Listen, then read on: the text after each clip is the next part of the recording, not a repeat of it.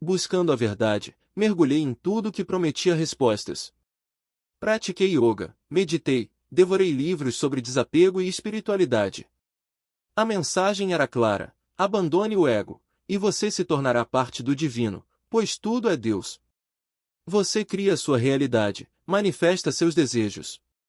E eu, desesperado, comecei a acreditar nisso. As noites eram um tormento. Não conseguia dormir, com medo de fechar os olhos e ser arrastado para pesadelos ou análises intermináveis. Implorava a Deus, mesmo sem saber se ele existia: se você é amor, mostre-se. Diga-me o que é real, o que é morte, o que tudo isso significa. Foi assim, sentado na cama, chorando de angústia, que algo inesperado aconteceu. Hoje, no programa Toque no Além, recebemos Paul, um homem que viveu como ateu convicto e se opunha a qualquer ideia religiosa. Até que um dia, algo o fez clamar por Deus. Sua história é intensa e cheia de reviravoltas, você não vai querer perder nenhum detalhe. Paul cresceu na Caríntia, na Áustria, em uma família ligada à igreja. Seus pais eram pastores, e aos domingos, ele e os irmãos frequentavam a escola dominical, onde se divertiam com atividades infantis. Para ele, porém, aquilo era apenas entretenimento. Nunca entendeu o verdadeiro sentido da mensagem cristã. Via as pessoas se reunindo, cantando, sorrindo, e pronto, era só isso. À medida que crescia, a fé foi perdendo sentido. Na escola, aprendia sobre a teoria da evolução e outras explicações científicas. A vida parecia não ter propósito, apenas uma sequência de coincidências. Se não havia julgamento, nem consequências, por que não fazer o que bem entendesse? Afinal, tudo acabaria com a morte. Com essa visão de mundo, Paul mergulhou em experiências cada vez mais intensas. Aos 16 anos, começou a beber na escola. O consumo de álcool só aumentou com o tempo. Mais tarde, ingressou em um colégio técnico focado em turismo, onde a cultura da bebida era forte.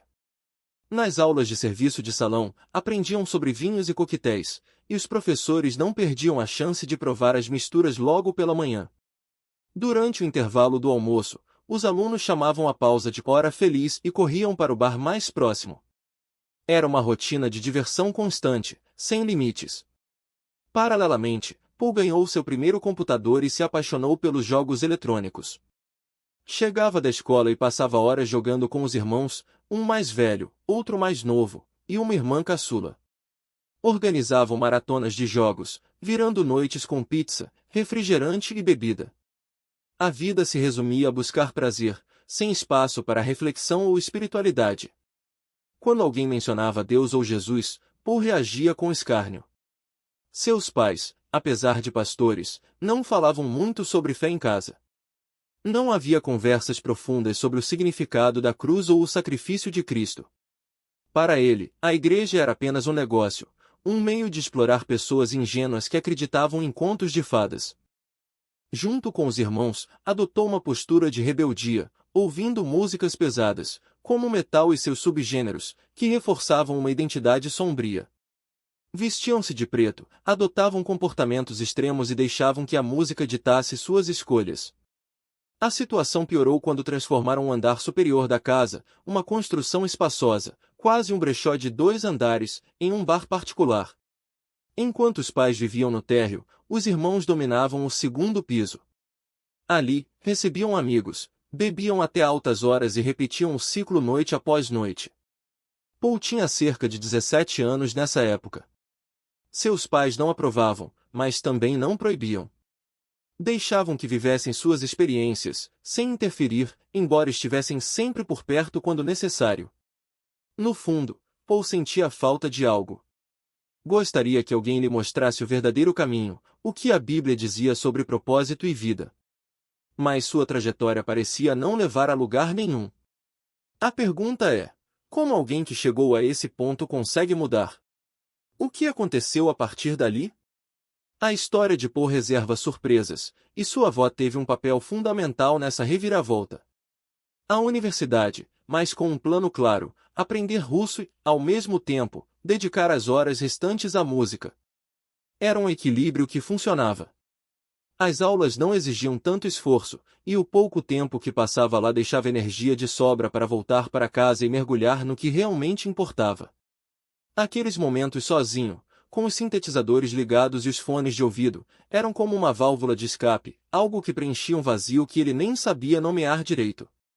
Foi numa dessas noites que tudo pareceu fazer sentido. O apartamento estava em silêncio, a cidade lá fora adormecida, e ele, sentado diante dos equipamentos, deixou as mãos seguirem o fluxo da música. Não havia pressão, não havia expectativas, apenas a sensação de que algo maior estava acontecendo ali. Quando terminou, mal podia acreditar, em poucos minutos, uma canção inteira tinha nascido, pronta, como se já existisse antes mesmo de ser gravada. Ficou parado, olhando para a tela, tentando entender o que acabará de acontecer. Então veio o nome.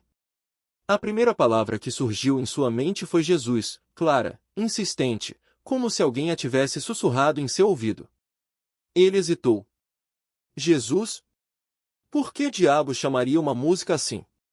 Era absurdo, quase uma provocação. Mas a ideia não o largava. Tentou pensar em alternativas, mas nada parecia certo. No fim, decidiu, escreveria o nome de um jeito diferente, com um Z e um S a mais, como se isso pudesse amenizar o peso da escolha. Jesus. Uma pequena rebeldia, um jeito de dizer que não era sério, que não significava nada. Mas significava. Mesmo sem perceber, aquele momento marcou um ponto de virada. A música não era apenas um hobby, uma distração, era algo que o conectava a uma parte de si que ele ainda não entendia. E, de certa forma, aquele nome estranho e inesperado era um sinal. Não um sinal grandioso, com luzes e vozes celestiais, mas algo sutil, quase brincalhão, como se Deus, ou o que quer que fosse aquilo, tivesse um senso de humor peculiar. Ainda assim, o medo não tinha desaparecido. E se eu não conseguir viver disso? A dúvida o acompanhava, mas agora havia algo mais forte, a certeza de que não podia mais ignorar aquilo. A música o chamava, e ele precisava responder. Mesmo que fosse aos poucos, mesmo que significasse abrir mão de outras coisas. Porque, no fundo, ele já sabia, não era só sobre notas e acordes. Era sobre encontrar um propósito, algo que o fizesse sentir que sua vida não estava escorrendo entre os dedos como areia. E assim, entre a universidade, as noites de gravação e a incerteza do futuro, Paul começou a trilhar um caminho que, sem que ele soubesse, o levaria muito além do que jamais imaginara. A universidade ainda tinha um ano pela frente. Um ano inteiro, um semestre após o outro. E ele se sentia morto por dentro, como se estivesse apenas cumprindo uma obrigação por medo de largar tudo. Medo de encarar o vazio que viria depois. Até que, naquele último dia na faculdade, algo dentro dele gritou. Estava exausto, esgotado de uma vida que não fazia sentido. Isso não é para mim, pensou. Não posso continuar assim. Naquele dia, entrou na sala de aula com uma decisão tomada. Se o professor não conseguisse convencê-lo a ficar, ele abandonaria tudo. Largaria a cidade, se mudaria para a casa da avó e se dedicaria apenas à música. E foi exatamente o que aconteceu. Na primeira hora de aula, a professora começou a falar sobre o semestre que se iniciava. Vai ser difícil, disse. Vocês não vão se divertir. Terão que decorar tudo. Vai ser como uma tortura. Paul não conseguiu conter o riso. Sentado no fundo da sala, sorriu consigo mesmo. Ah, então é aqui que você morre, pensou. Mas eu já estou livre. Um mês antes de partir, gravou seu último álbum naquele apartamento. Era como se estivesse fechando um ciclo, deixando para trás tudo o que o prendia. E então, foi embora. Foi um ponto de virada? Sim, sem dúvida. Quando você sente um chamado e não o segue, a dor só aumenta.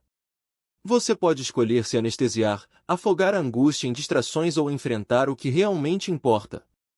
A primeira opção exige cada vez mais escapes, mais barulho, mais fugas, mais ilusões para sustentar uma vida que não é sua. A segunda exige coragem.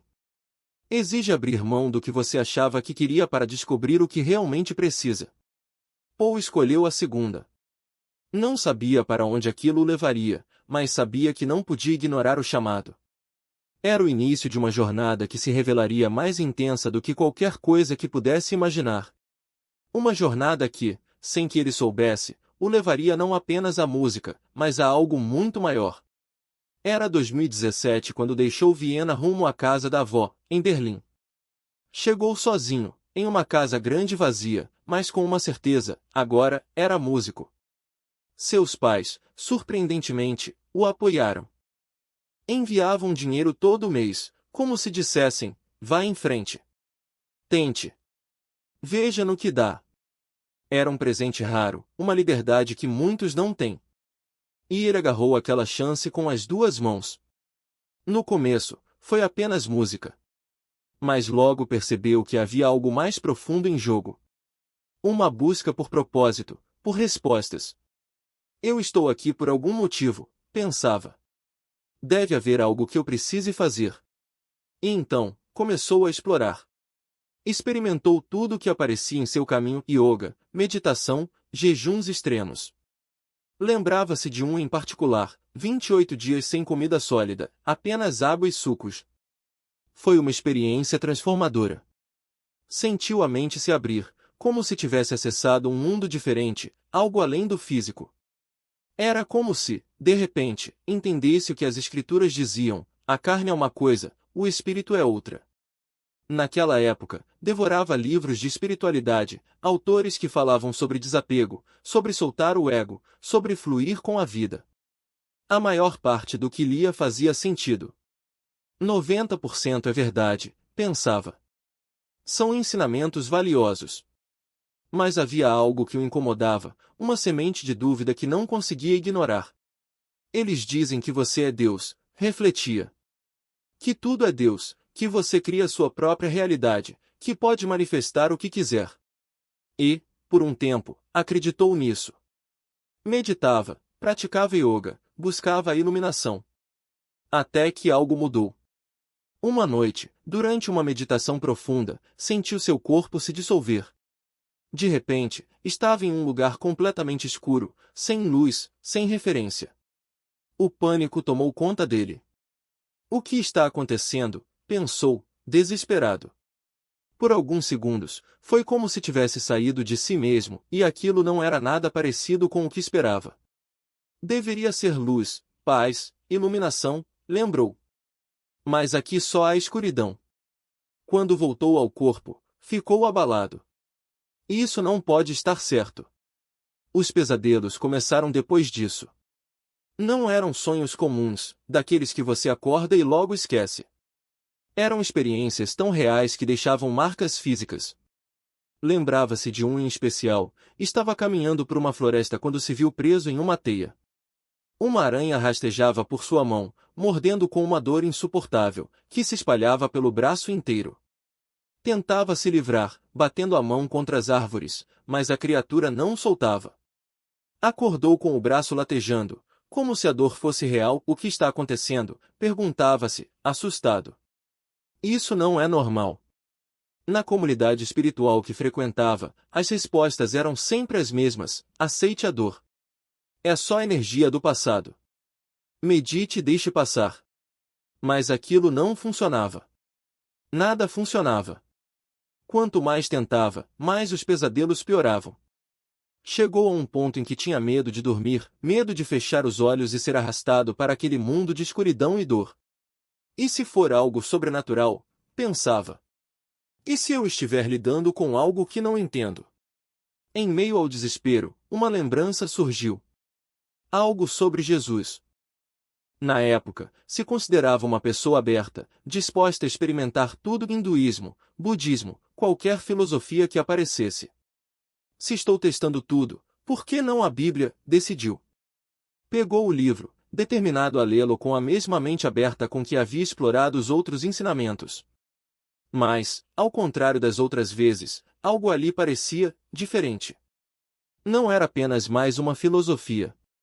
Havia algo vivo nas páginas, algo que ele ainda não conseguia nomear. Mas, antes que pudesse entender, outra dúvida surgiu: e se tudo isso for mentira, conto de fadas? E, sim, eu estava tão desesperado que pensei, não consigo mais. Não sei o que fazer. Então vou ler a Bíblia, talvez haja algo que possa me ajudar. Talvez, sabe? E comecei a ler e a ler.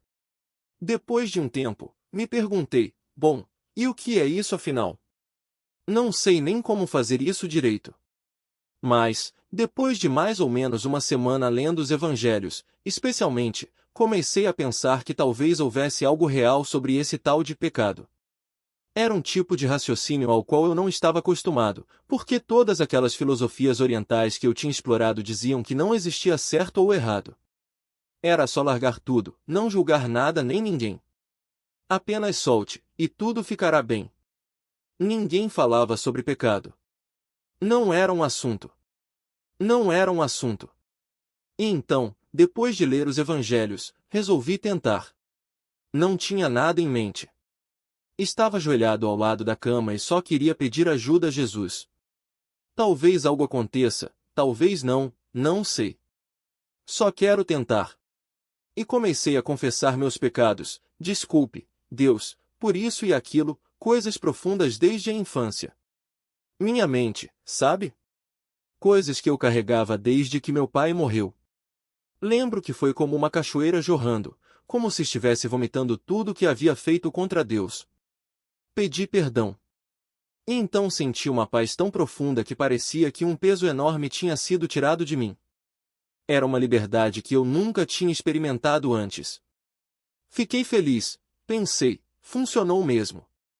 E aí resolvi ir dormir, ansioso por uma noite tranquila. Deitei na cama, fechei os olhos, e no instante seguinte, senti como se tivesse entrado em paralisia do sono. Não conseguia me mexer. Olhei para cima e senti que algo muito ruim estava acontecendo. Sempre tive respostas para tudo, mas ali estava paralisado, aterrorizado. Olhei ao redor e percebi uma presença vindo de cima. Era a energia mais sombria que já havia sentido na vida, cheia de ódio, de uma maldade que eu não sabia explicar. Havia algo ali que queria me matar. Senti aquela energia pressionando meu peito, como duas mãos tentando me estrangular. Era como um pesadelo de aranha, mas real. Eu sentia a dor, a pressão, o sufocamento. Algo queria me destruir. E então comecei a chamar por Jesus. Jesus, Jesus, Jesus. Tentava gritar o nome dele, mas minha voz não saía. Depois de algumas tentativas, finalmente consegui. Foi como se ele tivesse me ajudado. De repente, minha boca se abriu em um grito, um som que misturava agudos e graves, algo que nunca tinha saído de mim antes. E, no meio daquele caos, ouvi vozes. Não eram vozes humanas. Era uma língua demoníaca, palavras que eu nunca tinha escutado, mas que pareciam carregadas de maldição e dor. Era como se cada sílaba me ferisse. Uma energia verde escura se espalhava pelo ambiente, e então, de repente, a paralisia acabou. Voltei a mim, ofegante, em pânico. Minha primeira reação foi de negação. Não, isso não pode ser verdade. Não pode ser verdade. Não foi um obrigado, Jesus ou algo assim. Foi um não, não, não, por favor, que isso não seja real. Aquilo abalou tudo em que eu acreditava sobre a vida, sobre o mundo. Pensei nos meus amigos, na minha família. Não, eu os amo. Eles nunca vão acreditar em mim. Ninguém vai acreditar. Era como se uma porta tivesse se aberto para algo que eu não queria ver. Ainda hoje, só de lembrar, sinto um desconforto profundo. Demorou anos para eu entender o que tinha acontecido naquela noite. E sabe por quê? Porque, naquele momento, eu soube que o mundo espiritual era real. O céu era real. O inferno era real. Jesus era a verdade. E aquilo mostrou, de forma inegável, que existe uma guerra espiritual, o bem contra o mal. Jesus é a verdade, e o inimigo estava furioso porque eu tinha me voltado para ele, aberto a Bíblia, confessado meus pecados e pedido que ele entrasse na minha vida. Naquele instante, eu tinha nascido de novo, não é? Sim, acho que sim. E aquela paz que você sentiu não era algo que pudesse ser explicado pela lógica humana. Era a paz de Deus, que excede todo entendimento, como está escrito na Bíblia. Ela veio porque você confiou nele e pediu perdão. E o diabo atacou com tanta força porque estava furioso, ele não queria mais você. Queria roubar aquela semente de fé que tinha sido plantada. Por isso a luta foi tão intensa. Você não estava acostumado com essa guerra, estava? Não, não estava. Minha vida até então tinha sido só diversão, um ano perdido no mundo, naquela casa. Tudo aconteceu tão rápido de ateu, sem acreditar em nada, a acreditar que Deus era real. Em 7 ou 8 meses, tudo mudou. Foi sobrenatural. O Espírito Santo veio até mim e revelou a verdade. Deus me amava tanto. É engraçado, porque eu estava mesmo procurando a verdade. Tanto que gravei um álbum, o primeiro, e me chamei de Paul Ruben. Era um disco cheio de influências da nova era. Se você olhar os títulos das músicas, é impressionante. Em uma delas, eu canto, querido Deus, preciso do seu amor. E eu nem acreditava nele. Mas a música sempre saiu do coração, sabe? Nunca pensei muito nas letras. Elas simplesmente vinham, e eu cantava. Depois, com o tempo, é que fui entendendo o significado delas. Tem uma música chamada I Can't Feel Myself, algo como Não Me Sinto Eu Mesmo. E a última faixa se chama Universal, uma palavra que inventei, mas que, em alemão, soava como uma pergunta: quem é você, universo? Era isso que eu estava fazendo: meditação, yoga, música e, no fundo, perguntando a Deus: quem é você, de verdade? E foi naquela noite que ele respondeu. A verdade se revelou. Mas, no dia seguinte, quando acordei, eu estava perturbado. Sim, muito perturbado. Estava lá como parte da equipe técnica. Eu não sabia, mas ela já tinha ouvido falar de mim. Alguém tinha mostrado um vídeo meu tocando em um evento anterior. E naquele dia, enquanto eu ajustava os últimos detalhes do som, ela veio até mim e disse: eu queria te dizer que o que você faz é lindo. A forma como você fala de Deus na sua música é diferente. Eu fiquei surpreso, porque não era comum alguém chegar assim, sem rodeios, e reconhecer aquilo. Mas o mais engraçado é que, na época, eu nem estava pensando em relacionamentos. Minha cabeça estava focada em servir, em compor, em levar a mensagem adiante. Só que Deus, como sempre, tinha outros planos. Nós começamos a conversar, e algo nela me chamou a atenção. Ela não era apenas técnica de som, mas alguém que entendia a linguagem da música e, mais do que isso, a linguagem da fé. Não era uma fé superficial, daquelas que se contenta com respostas prontas. Ela fazia perguntas difíceis, do tipo que me fazia parar e pensar: se Deus é amor, por que o mundo é assim? Por que as pessoas sofrem?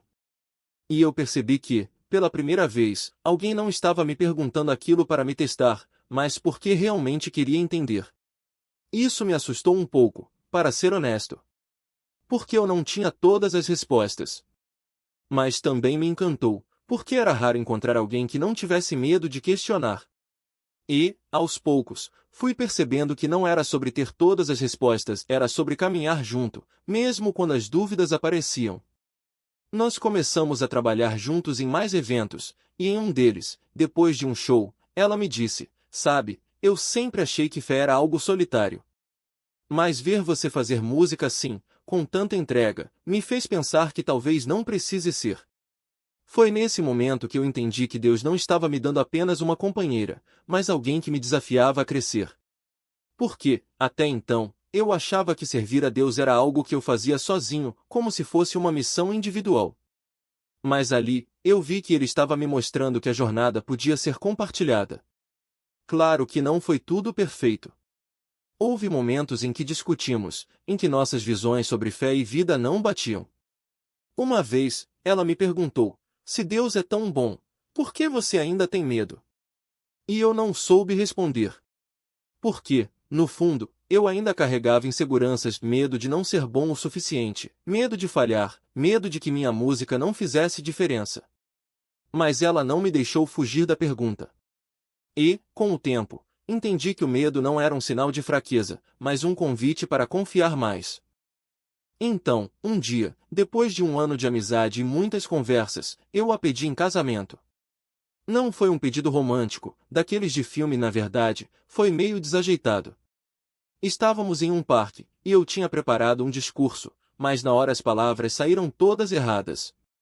Eu disse algo como: olha, eu não sei como isso funciona, mas eu quero fazer isso direito. Quer casar comigo? Ela riu, e eu pensei que tinha estragado tudo. Mas então ela disse: finalmente. E eu percebi que, para ela, não importava o jeito, importava o que estava por trás. Casamos em uma cerimônia simples, em uma igreja pequena, com poucos convidados. Não tínhamos dinheiro para grandes festas, mas tínhamos algo melhor, a certeza de que estávamos ali porque Deus tinha nos unido. E, desde então, nossa vida tem sido uma mistura de música, fé e parceria. Ela me ajuda com os arranjos, eu ajudo a entender melhor as escrituras, e juntos aprendemos que servir a Deus não é sobre perfeição, mas sobre disposição. Nos últimos 7 anos, muita coisa mudou.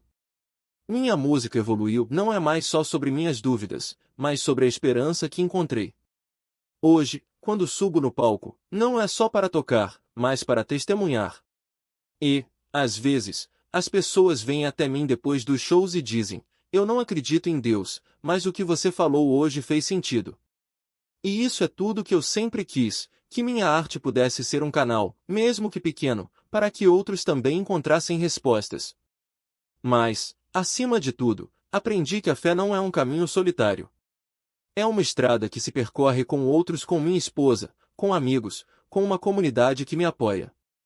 E, às vezes, até com aqueles que duvidam, porque são eles que me lembram que Deus não tem medo das nossas perguntas. No fim das contas, a maior lição desses anos foi entender que Deus não nos chama para sermos perfeitos, mas para sermos reais. E ser real significa admitir que não temos todas as respostas, que erramos, que temos medo, mas que, mesmo assim, continuamos caminhando. Porque, no meio de tudo isso, Ele está ali, nos abraçando, nos guiando, e nos lembrando que, no final, o amor sempre vence. E essa paixão pela música que ela tinha não era só um hobby, era algo que a movia de verdade. Ela vivia aquilo. Enquanto eu passava meses e meses nessa caminhada, sem ter onde dormir, pedindo abrigo a amigos, foi natural que, em algum momento, eu pedisse ajuda a ela. Afinal, ela também era minha amiga. E foi assim que tudo começou entre nós, um sentimento que cresceu devagar, mas com uma força que não dava para ignorar. Eu não escondi quem eu era. Disse a ela, sem rodeios: sou cristão. Se quisermos construir algo juntos, tem que ser do jeito certo. Não como o mundo faz, onde as pessoas se jogam no momento e depois se arrependem. Queremos fazer diferente, primeiro o compromisso, depois a bênção. Como comer o bolo antes da cereja. E, para minha surpresa, ela não fugiu. Pelo contrário.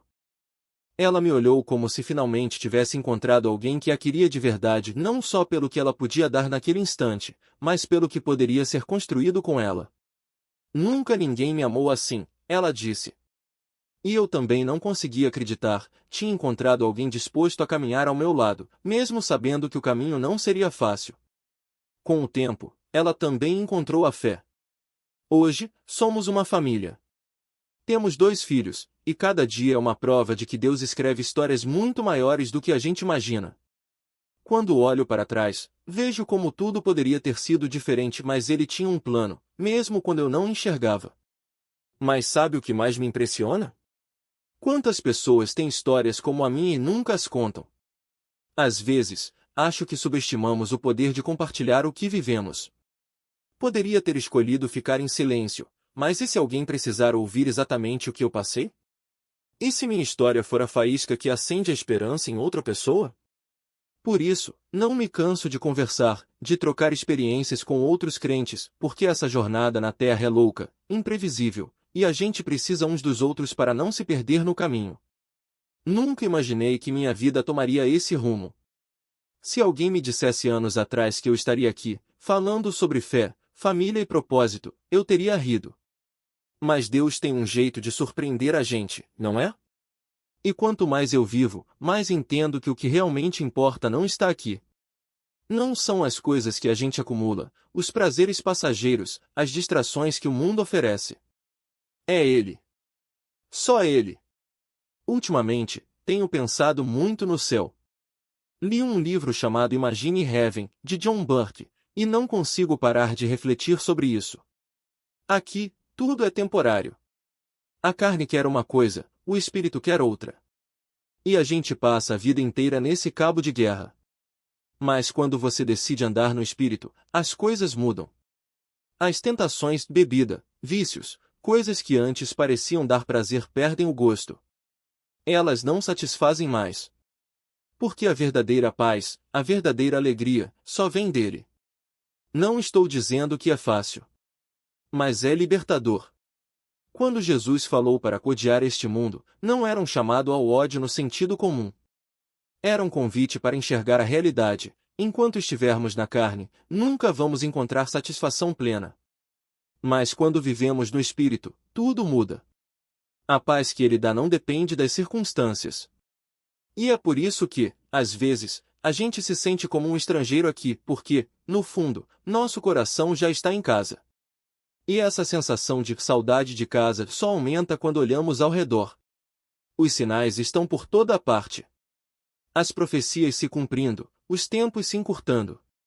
A Bíblia fala de um tempo de tribulação, e eu acredito que estamos nos aproximando disso. Mas também acredito que, antes que as coisas fiquem realmente difíceis, Ele virá nos buscar. Como está escrito, vigiai, pois não sabeis o dia nem a hora. E é por isso que precisamos estar preparados. Se você ainda não abriu a porta do seu coração para Jesus, não espere mais. Não deixe para depois. O fim desta era está próximo, e a única coisa que realmente importa é estar com Ele. Porque, no final, tudo que a gente vive aqui vai passar. Mas o que construímos com Deus dura para sempre. Então, vamos orar juntos? Vamos pedir a Ele que abra nossos olhos para ver sua verdade, nossos ouvidos para ouvir sua voz, nossos corações para entender sua vontade. Que o Espírito Santo nos encha de coragem, de ousadia, para proclamar o Evangelho, para dizer ao mundo que há esperança, que há um caminho, e que esse caminho é Jesus. Pai, nós te pedimos, fortalece-nos. Dá-nos força para resistir às tentações, para não nos apegarmos às coisas deste mundo. Que nossos filhos, nossas famílias, nossos amigos conheçam teu amor. Que sejamos luz em meio à escuridão, instrumentos em tuas mãos. E que, quando esse tempo aqui acabar, possamos ouvir, muito bem, servo bom e fiel. Nós te amamos, Senhor. E é por ti que vivemos. Amém.